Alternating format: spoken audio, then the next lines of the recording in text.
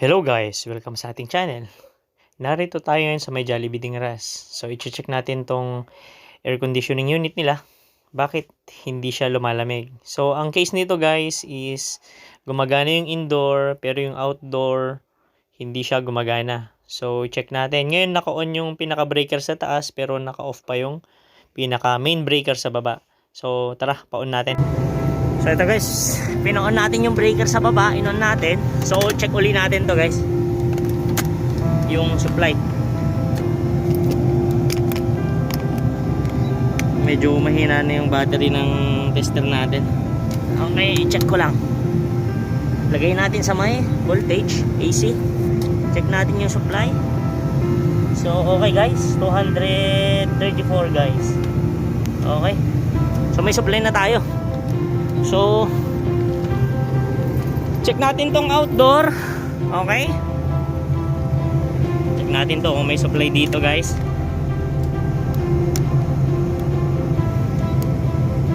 Okay, voltage. Okay, check natin kung may ano dito.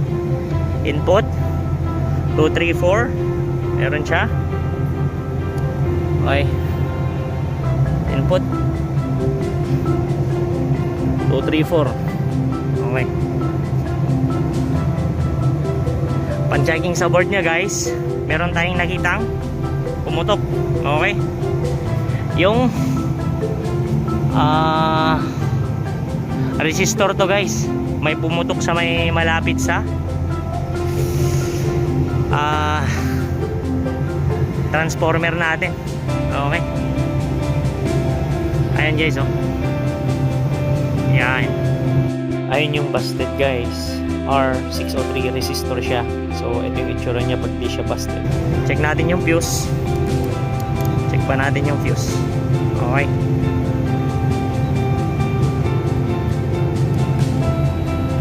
Okay.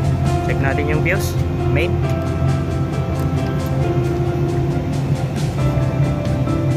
Meron.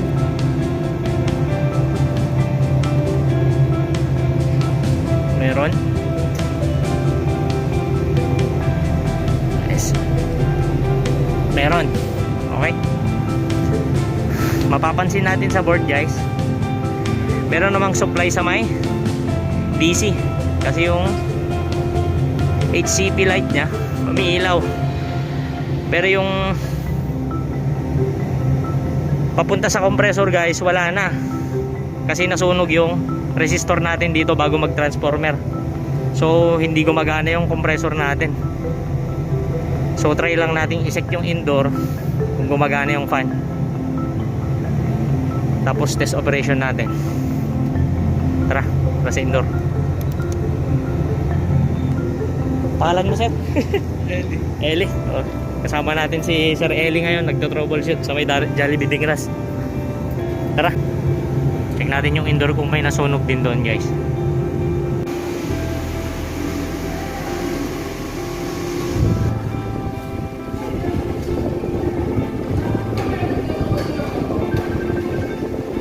Guys, gumagana yung indoor nya. Gumagana yung indoor nya guys. Okay.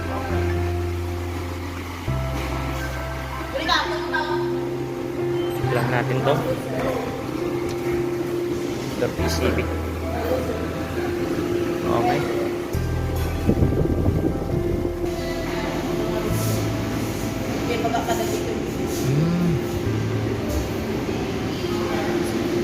Sir, off mo yung dito na? J main breaker na. Kabisado mo sir, di nang off na yung anak na tayo.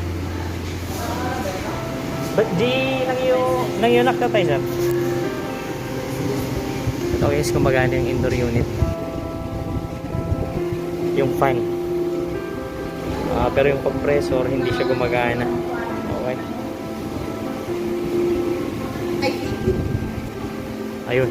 So pinapatay ko muna yung breaker. Tapos titignan natin dito. Ada na short. Ada na short, i-J1 na ma'am. Meron daw po na short circuit. May nasunog na resistor sa may meron daw po na sunog na resistor sa may outdoor board niya. resistor.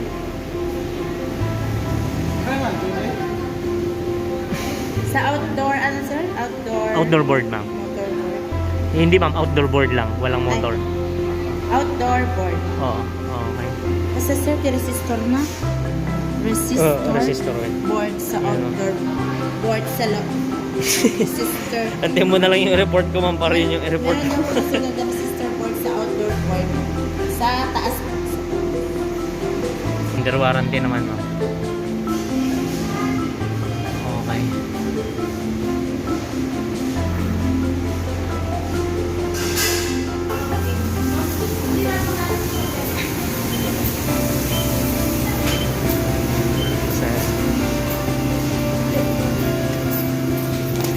Guys. Ulit tayo, guys. Kaso.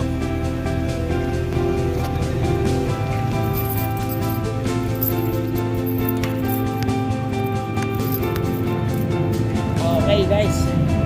So, pan-checking ng indoor, guys. Gumagana yung fan motor. Okay? Pero hindi yung compressor. So, ang gagawin ko dito, guys. Okay? Sa mga authorized ng Daikin. Okay. Ganito yung gagawin natin. Para i-check natin kung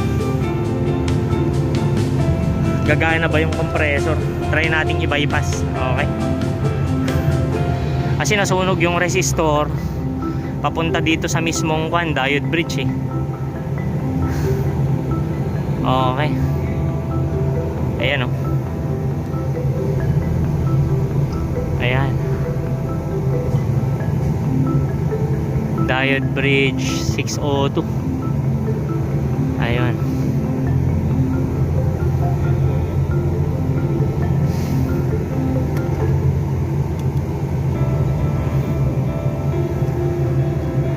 Ito guys, may maliit na switch dito guys. Try nating i-force operation lang. Okay, yun ko lang to. Tas yun uli natin yung breaker. Okay.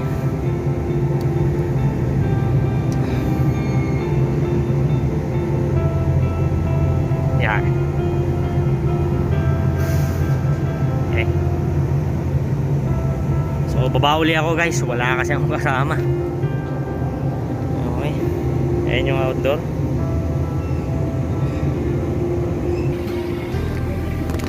Naka-on na sir? Okay. Okay.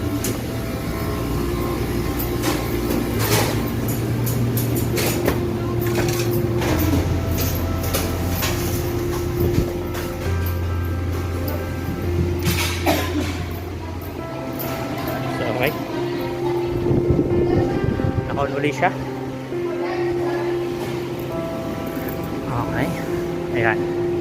So, simple lang naman yung board nito sa may indoor. Ang komplikado is sa may outdoor. Okay. So, gumagana tong indoor. So, check ko yung outdoor, guys. Okay. Eh, vlogger kasi ako, ma'am. May YouTube ako. May YouTube channel ako. And, anong pangalan niyo, ma'am? Alin. Ma'am Alin. O, kasama natin si Ma'am Alin. Siya ang in charge ngayon. Okay lang, ma'am. Sinali ko rin si sir eh. Check na natin yung outdoor guys para ma-justify natin na yun talaga yung pinakasira. Okay.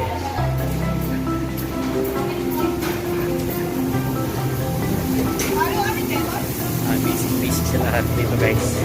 Okay. Check natin yung outdoor. So, akyat ulit tayo.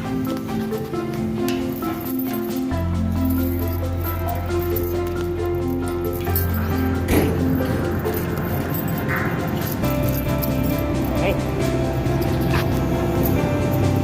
Check natin yung outdoor. Titignan natin guys kung gumagana yung fan motor niya. So, ito guys. Hindi siya gumana. Upon emergency operation ng tip switch natin. Okay.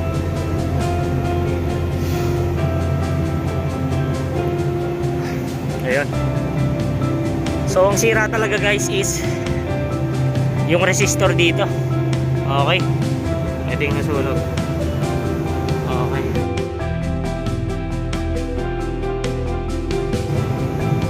Una ko kasing chinecheck dito guys. Pag may na-short na ganyan, baka may butiki na dumaan dyan kaya siya na-short. Pero okay naman siya. Isa pang possible cause is overheated siya. Di kaya due to vibrations. O di kaya high resistance yung current natin na dumadalo. Siyempre continuous yung compressor natin na umaandar. So yun rin yung isa possible cause niyan guys. So bago natin i-final yung findings natin, double check muna natin kung natamaan ba yung compressor natin. Okay. Okay. Kasi hindi siya gumana. Nag-emergency operation tayo. Hindi siya gumana. Same with the fan motor. Okay, do-double check natin through resistance checking. Okay.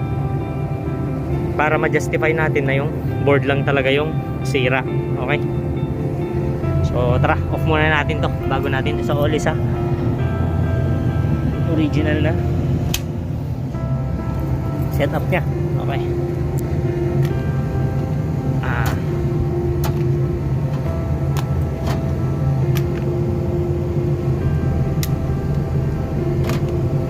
Okay. Solin natin to. Bago natin galawin to guys, make sure na walang power input na tumatakbo dito sa may board natin. Okay, so isuli natin sa may original setting. Okay. Tapos double check natin na yung compressor and fan motor. Okay, using the tester tsaka yung insulation tester natin. Okay guys, so naka-off na lahat ng breaker. So wala nang power dito sa may unit natin na input. So pwede natin galawin tong compressor tsaka yung fan motor nya guys. Through checking lang naman ng resistance. Double check lang natin kung natamaan ba siya o hindi. Okay. So ayun, check natin. Bali guys, ito yung compressor nya. Okay. Ito guys yung compressor. So UVW. So try natin i-check yung insulation resistance nya at the same time yung insulation ay yung resistance nya guys. Okay. Okay.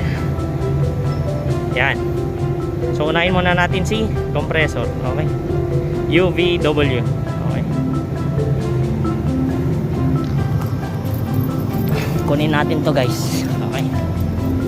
Gamit tayo ng Hioki brand na insulation resistance tester. Okay. So yan. Bago natin siya i-set up, okay, clamp ko na siya sa may body. Ito guys yung may ngipin, sa may body siya. Okay. Tapos ito sa mismong wire. Okay. Yan. So lagyan natin sa mega ohms, then lalak natin siya. Okay. Okay. So unahin natin yung blue. Okay. Blue guys. Ayan. Gumalaw siya pero konti lang. Babalik naman siya. Okay. Ayan guys. So pasok pa naman yung resistance niya guys. Okay. 200 pataas pa. Okay. Ito yung blue. Ayan. Okay. 200 mega ohms pa pataas. Kapag nag-zero kasi to guys, totally yung coil tsaka yung body dikit na dun sa compressor. Okay. Ayan. Ito example guys. So ito kung dikit na siya. Okay. Ayan. Ganyan dapat yung reading kung magkadikit sila. Okay. Ayan. Pero as of now guys, okay naman yung compressor natin. Yung W. Okay. Yung V. Okay. Ayan. Almost same. Parehas lang. 200 mega ohms pataas. Okay. Tapos itong U. Okay. Red. So same lang guys. Red. Okay. Yan. So yung insulation resistance ng compressor natin guys, good pa. Okay. So natin dyan, i-off natin, saka natin tanggalin. Okay, so goods pa. So good pa yung insulation resistance nya. So, check lang natin yung resistance nya, guys, kung okay pa ba gamit ang resistance tester. Okay, yan yan.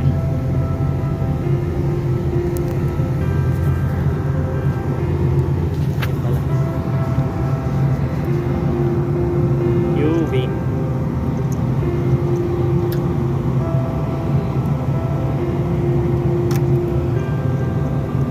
Okay. Okay.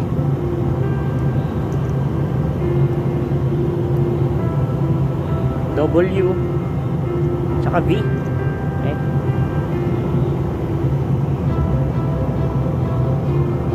Ayun, 0.4. W tsaka U 0.4. Tapos VW, V tsaka W. Okay, almost same. Okay pa. So na-conclude ko, guys, through resistance reading tsaka insulation resistance reading, good pa tong compressor natin. Hindi siya nadamay. Okay. Okay. U red. Okay. V white, W blue. Okay. So ito, guys, yung fan motor. O yan, nakasalpak dyan kanina, tinanggal ko. So, check lang natin yung resistance nya. Okay. Ito, guys, yung fan motor. Ayan.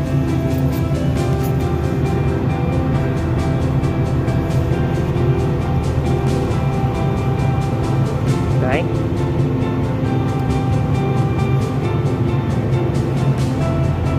$13.1, $13.2.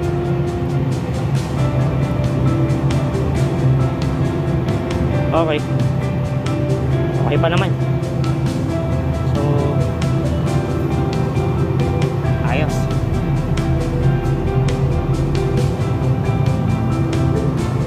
Isa pang way, guys, para ma-check yung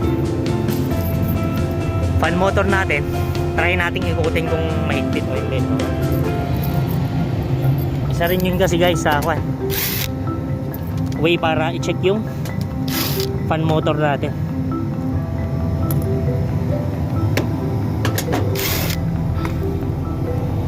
Okay, try lang natin nagutin, guys. Ayun, tanggalin lang natin to. Okay, guys, put natin freely. So okay yung ikot nya, hindi naman maigpit. Okay, tapos isa pa sa pinag-check ko, guys, dito. Okay, tutusukin ko tong dalawang port nya.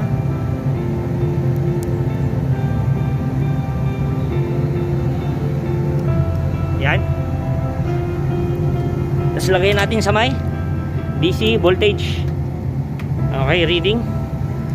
Pag inikot natin to, guys, tong propeller, dapat meron siyang voltage output na DC. Okay, so ibig sabihin goods pa yung fan motor natin. Okay, ayan. Pag inikot, may voltage output siya na DC, goods pa siya. Okay, ngayon, so conclusion natin dito, guys, nasira is itong pinaka main board nya, may na short. Yung fan motor is good, compressor is good, indoor fan motor good pa rin siya. Okay, so hanggang dito lang, guys, yung share ko sa inyo, at ibabalag ko ulit pag dating nung piyesa nito sa salpak natin. Check natin kung gagana na ba siya o hindi, pero I'm sure gagana na siya, kasi yung mga mechanical parts natin tsaka electrical parts okay na siya. Okay, so goods na. So I hope nakatulong sa inyo guys sa pag-troubleshoot. Sa mga naka-encounter din ng ganito, ganito rin yung gawin natin para at least sure natin na specific yung sira na find out natin. Specific siya. Okay. So at least yung board yung may sira guys. Okay. Justify na natin na may sira. Okay. Yung board. Kasi may mga instances kasi guys na nasira yung board. Okay. Kinongclude. Na-short yung board. Pinalitan. Pero may mga other sira pa kasi guys. For example, nadamay pala yung fan motor. At the same time yung compressor. So, upon replacement ng new board, nasira ulit yung board kasi na-short na pala yung fan motor o di kaya yung compressor, di kaya yung expansion valve natin. Okay. So, mas maganda i-check natin lahat para at least pagbalik sure ball na tayo na yun lang yung sira talaga. Sa mga ganitong klase kasing electronics guys, may mga nasusunog talaga, hindi naman nape-perfect talaga yung electronics. So may mga weak parts siya. So for example nito, mga resistor niya. So yun yung unang nadamay nung siguro hindi naman natin ma-perfect din yung input na kuryente. May mga times na may fluctuation tayo. So ito, nadamay yung weak parts ng electronics natin. So ayun lang. So I hope nakatulong sa inyo. So sa sunod ulit iba-vlog ko na lang pag dumating na yung pyesa. Iba-vlog ko ulit kung paano siya isalpak guys. Okay. So hanggang dun lang guys. So tara, balik na natin to. Pala guys, share ko. Talagang bumakat yung sunog. Nasunog siya. Yan o. Yan o. Katapat nito guys. Yan o. Yan o. Nawala na yung kwan.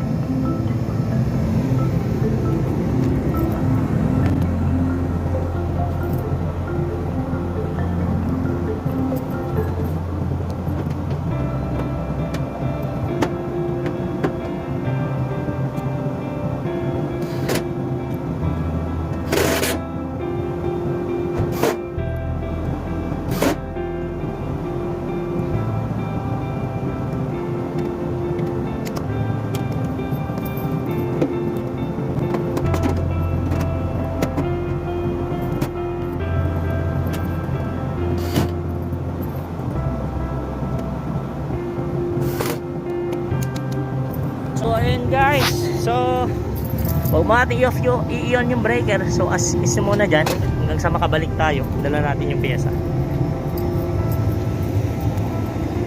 So I hope guys nakatulong. So lalarga na tayo, mainit na.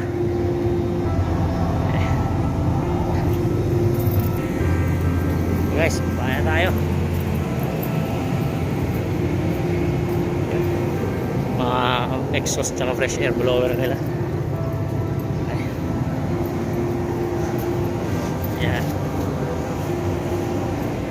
Jollibee Dingras. Yan. Tara, gawa muna tayo ng report kay Jollibee Dingras guys. Yan o.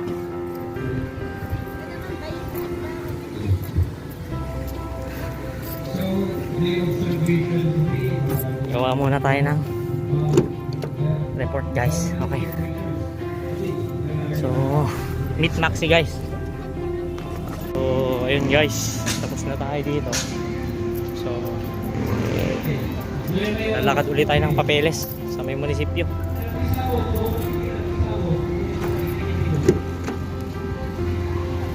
Hey guys. Meet Maxi. Kasakay ako ngayon kay Maxi guys. Okay. Ayun si Maxi guys. Okay. Bunga to ng kwan guys. Hard work, puyat, gutom, pagkadismaya. Nadismaya tayo. Ay, nadismaya. Hindi tayo nadismaya pa na nanghina tayo. Nagutom tayo. Nagkautang-utang tayo. Para ma-achieve lang yung pangarap natin. Normal lang naman umutang. Basta bayaran natin.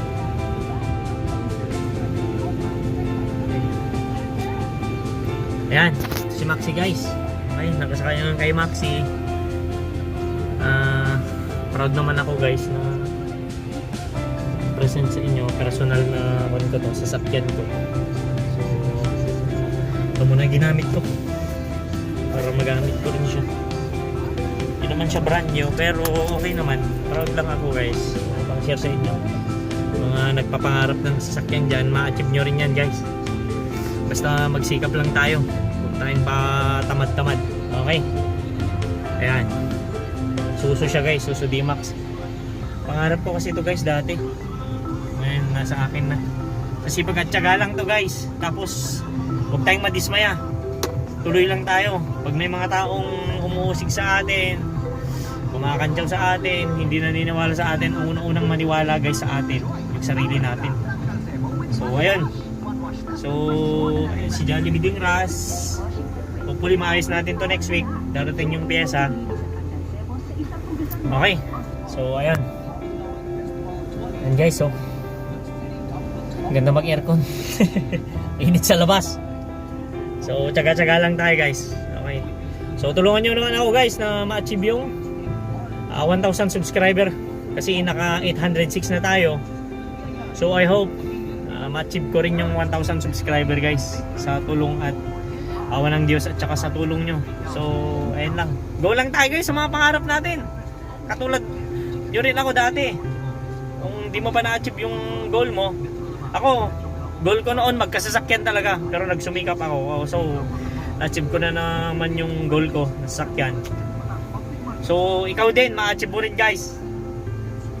Sa ano lang, pagtiyaga, diwala lang sa iyong sarili, sa mga taong tutulong sa'yo. May mga taong tutulong sa'yo dyan, makahanap ka rin ng tamang tao para tutulong sa'yo para ma-achieve yung pangarap mo. Okay, pero ang unang-unang tutulong sa'yo guys, yung sarili mo muna. Okay, go ka lang. Okay, so yung patnubay ng Diyos nandyan naman, hingin mo lang. So ayun, tara, may lalakad uli ako, business permit namin. So ako yung naglalakad, wala pa kasi kami admin. So masyado na akong maraming nakwento, pero nakakahip lang magkwento kapag alam mong nandyan rin yung mga nakikinig sa'yo na naniniwala sa'yo. Katulad mo, nakikinig ka ngayon, alam kong naniniwala ka rin sa sarili mo na ma-achieve mo rin yung goal mo guys. Okay, so I hope magkikita-kita tayo doon sa mga pangarap natin. Okay, so ayun, so mag-subscribe ka na. Pag di ka man pag-subscribe, ngayon na yung tamang time, mag-subscribe ka na para matulungan mo naman ako. Sige, salamat.